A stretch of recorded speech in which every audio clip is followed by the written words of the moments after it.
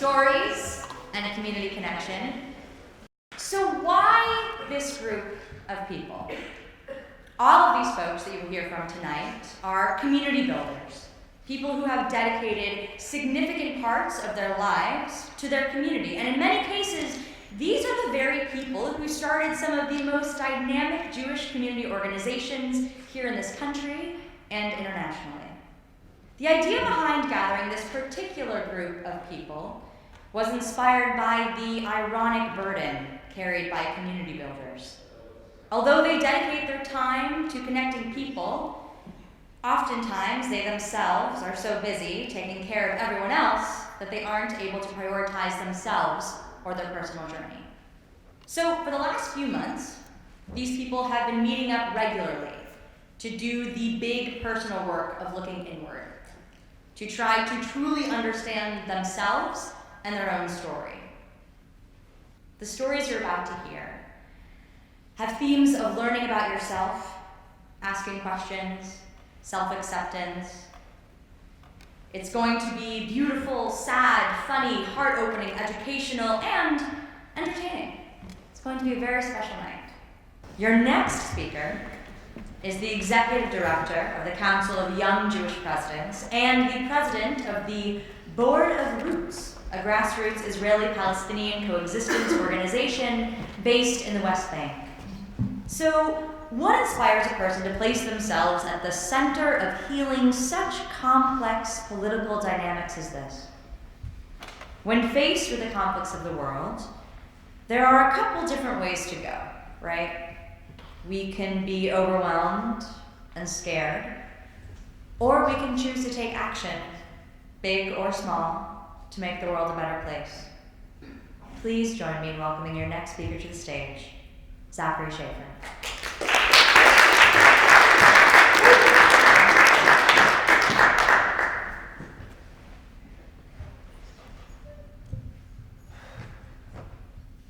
Part 1, the story of my life that I do not remember.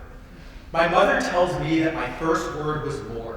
I do not remember what food was on our dining room table that dragged that word out of my throat, but it must have been delicious because 1-year-old me wanted more of it. In that moment, I wonder if I was afraid of the power of my speech because my voice dried up for months. I am 2 years old when my parents begin to wonder why I do not speak. I am 2 years old when the doctor explains that my tongue cannot translate my thoughts. I am diagnosed with a speech impediment, which is to say that my mind is imprisoned by a stubborn mouth, my speech a house of mirrors, my words distorted. But there's one sentence that is imprinted in the memory of my mother. I can't do this, she remembers me saying again and again. I can't do this, I can't do this, I can't do this, I would repeat. Maybe I thought if I said the word can't enough times, like rubbing ink off of a page, I could blur the T out of existence, which is to say, I could say in perfect English, I can do this. I am 3 years old and that day has not yet come. My mother warns my teacher, Miss Alyssa, that I'm negative. This is the year my father spends 40 minutes trying to teach me the color blue. It is not that I do not know the color blue, it is that I cannot remember that I knew the color blue.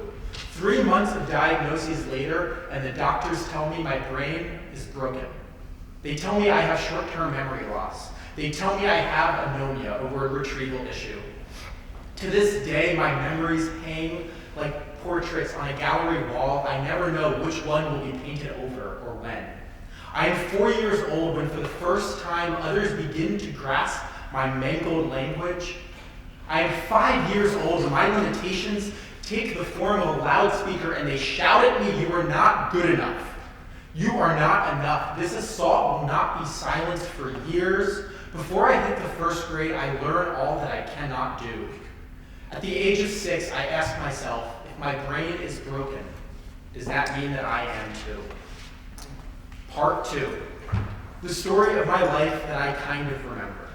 I am 7 years old when I walk outside the door of my suburban home into the crisp autumn air of our quarter-acre plot, and it is full of life like it always is in the fall. There are bunnies poking their heads out of bushes, there are squirrels on our apple tree, and there are animals rustling through the leaves.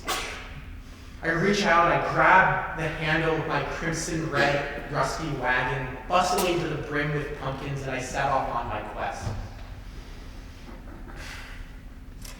It is only days earlier that the planes hit, when our country was choked with the smoke that consumed this city. The sky cried 2 million tons of dry tears that day. I cried tears that day. At 7 years old, you haven't had enough life to understand death, but you know enough to understand fear. This was the first day I remember my parents had no answers. And when your parents have no answers, you learn that life is just questions. And I had one question in that moment: what could I do? And I came home and I asked my father just that. And he responded, pumpkins. Pumpkins. My father, like every other great father, knows everyone there is to know, and he connects me to some farmers, and we buy a lot of pumpkins wholesale. We realized no one wanted to buy lemonade when it was cold, but we could sell pumpkins.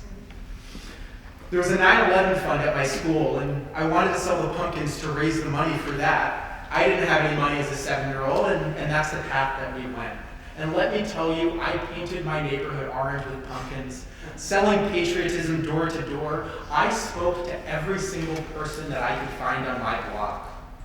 I am 7 years old, and my parents are still the only people who can consistently decode the language that is my garbled words. They are the only detectives with that capacity.